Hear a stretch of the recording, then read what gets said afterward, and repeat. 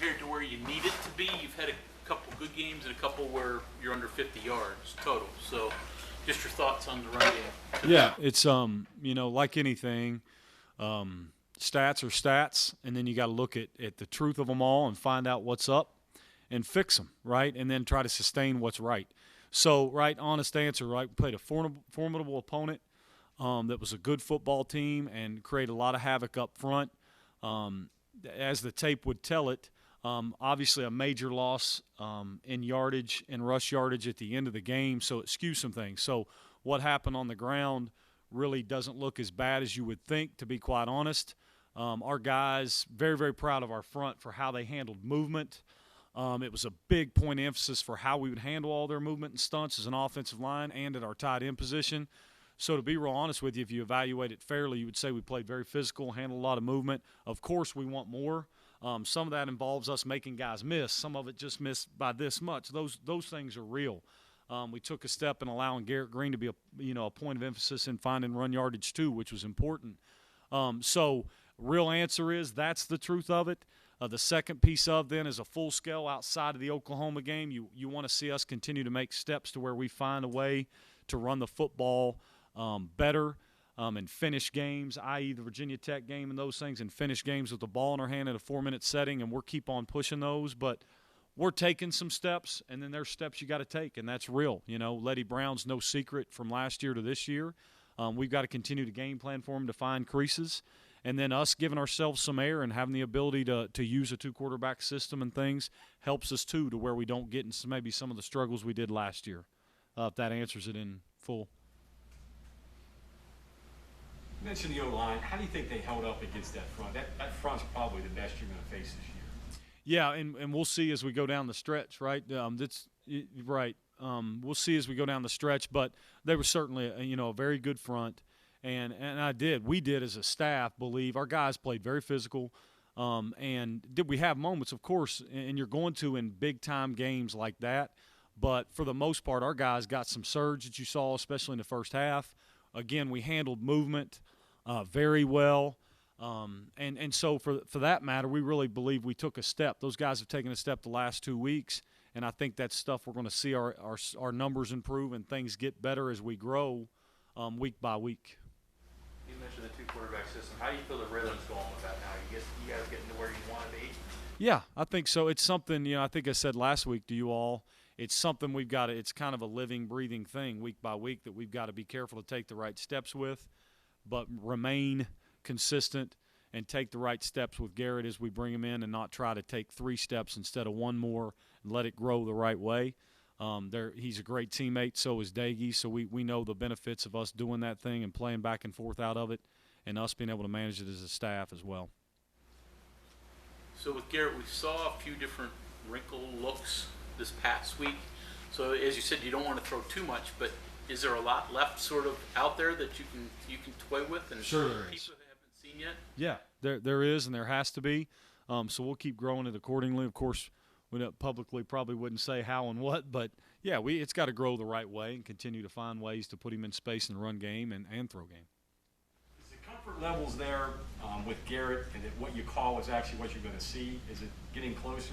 There's times where he could be a little unpredictable with what he's doing just because he hasn't played the game as much as some of the other guys. Yeah, good question. And well, he's a high energy guy too. So when you get some emotions involved, spring and fall, because he's fiery. At times you wouldn't know. It'd be a little bit erratic, you would say. So now he's starting to really settle in. It was good to see him settle in and come in early. I think that's a testament to getting him out there early and let him settle.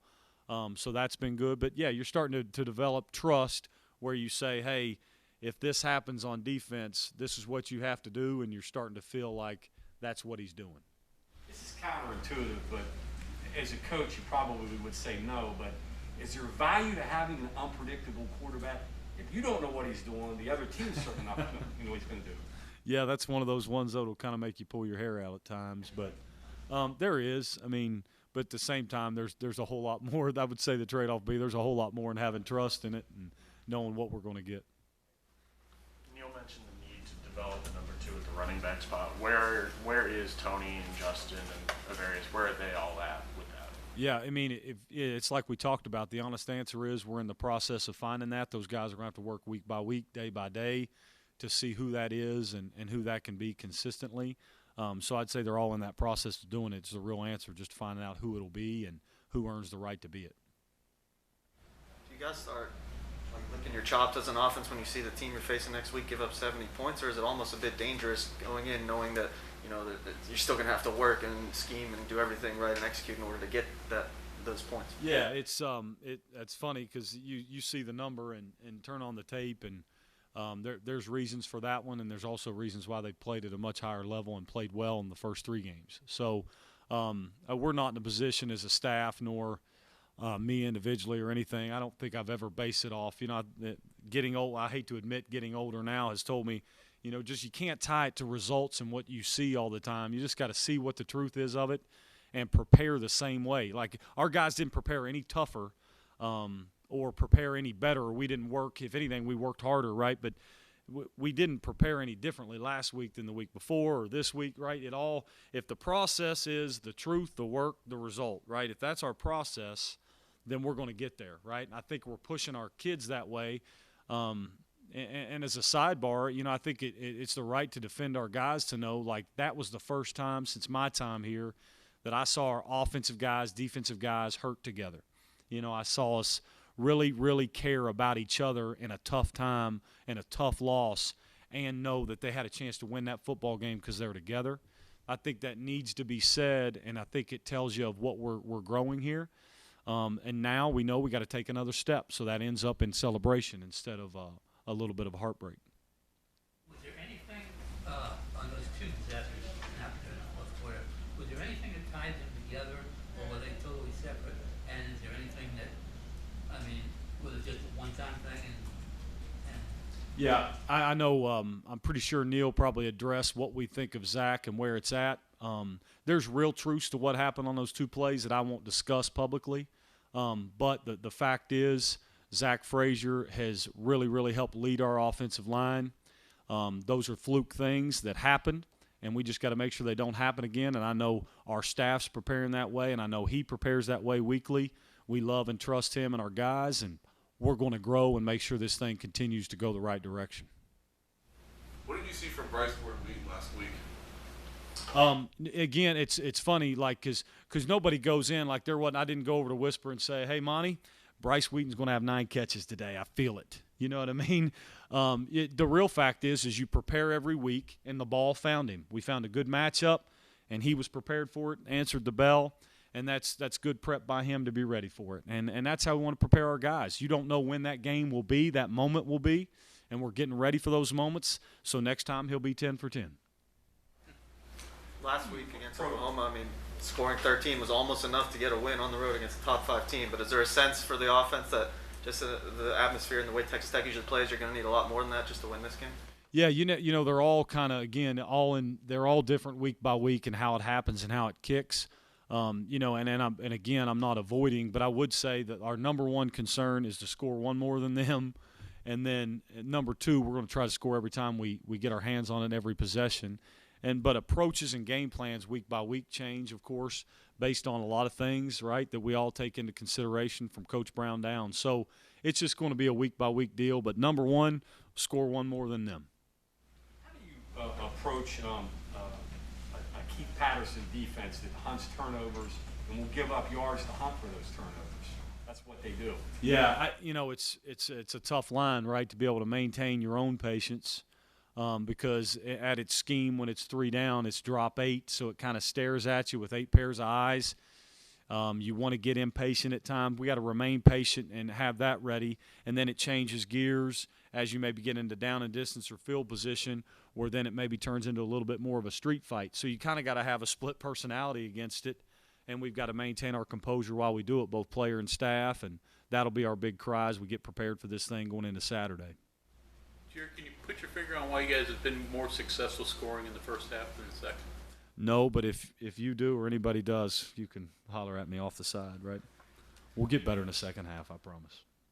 Along those lines, what Greg's saying, Texas Tech has come out slow and scored a ton of points in the second half. It's kind of been a flip deal with them. Does that play in the back of your mind too when you're calling plays and game planning? You know what? Not really. Just to be honest, I don't think it's anything we put in. You know, it's like it would be the same as us going out Tuesday and screaming and hollering, saying, "Hey, we got to be better in the second half." It goes back to the adage I said earlier this year, like, "Hey, son, please throw strikes." Right? I mean, well, Dad, I haven't been out here trying to, throw balls. So we've got to get better. It's staff's responsibility. It's my responsibility to make sure we do, and especially at the wide receiver position. That's what we'll focus on. If we just keep getting better and take care of the self and get lost in the work of it all, we'll be just fine. Hey, Jerry, what goes into shot plays? You said you got to be more explosive. I mean, calling is one thing, throwing the ball far, running under it, it's not that simple. Maybe it is, I don't know. But like, what goes into that, to finding it and getting it? Yeah, it is, because if you're throwing 7-on-7, it's so easy, right? No pass rush, sit back there and hitch up twice and throw the football as far as you can. And the reality is shot plays take more time. And so how do you buy more time? Run action, play actions, finding ways to get guys on free runs and matchups. Like, it's a tireless approach to finding them. And then you've got to weigh that percentage of, if we can get the time, it's certainly worth it. If you're worried about time or worried about matchups, it's not, because it's not worth a sack or worse, any turnovers. So you got to balance the two. We know as a staff, as Coach Brown said, we've got to find ways to manufacture them, and we'll push that envelope as we move forward and try to get our guys in a position to create explosives that we found a lot in the first 3 games.